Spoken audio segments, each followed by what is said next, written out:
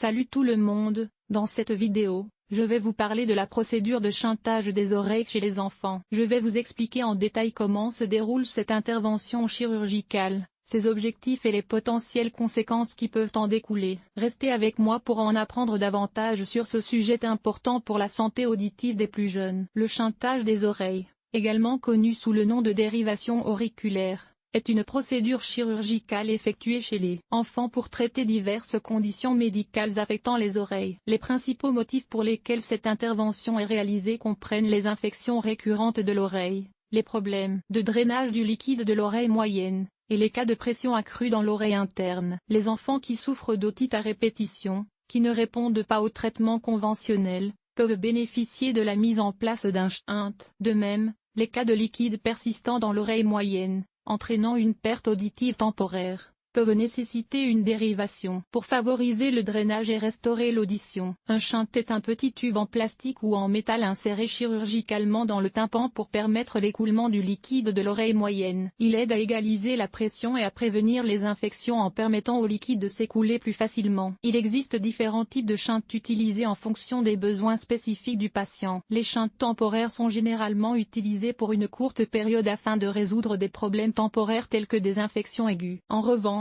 les shunts permanents peuvent être nécessaires pour des cas chroniques nécessitant un drainage continu. En conclusion, le shuntage des oreilles chez les enfants est une procédure courante et sûre qui peut améliorer significativement la qualité de vie des enfants souffrant de problèmes d'oreilles récurrents. Il est essentiel de suivre les recommandations médicales post-opératoires pour minimiser les risques et maximiser les bienfaits de cette intervention chirurgicale. La dérivation des oreilles, également connue sous le nom de shuntage des oreilles, est une procédure chirurgicale réalisée chez les enfants pour traiter les problèmes d'accumulation de liquide derrière le tympan. Cette condition, appelée otite moyenne avec épanchement, peut entraîner une perte auditive et des infections récurrentes de l'oreille. Lors de la procédure de shuntage des oreilles, un chirurgien ORL va pratiquer une petite incision derrière l'oreille de l'enfant. À travers cette incision, un tube en plastique minuscule, appelé shunt, est inséré dans l'oreille moyenne. Ce shunt permet d'aérer l'oreille moyenne et d'égaliser la pression, empêchant ainsi l'accumulation de liquide. La procédure est généralement réalisée sous anesthésie générale pour assurer le confort de l'enfant. Une fois le shunt en place,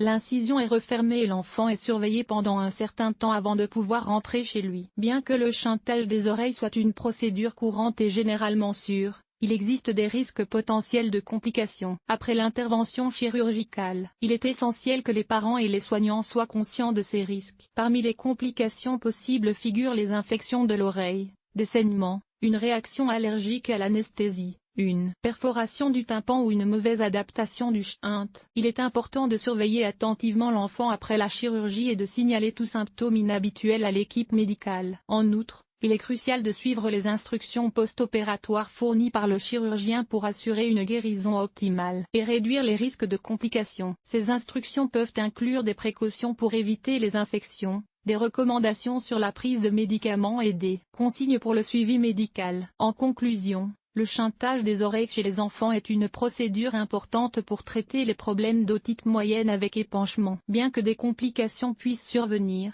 une surveillance étroite et le respect des instructions médicales peuvent contribuer à minimiser ces risques et à assurer le bien-être de l'enfant.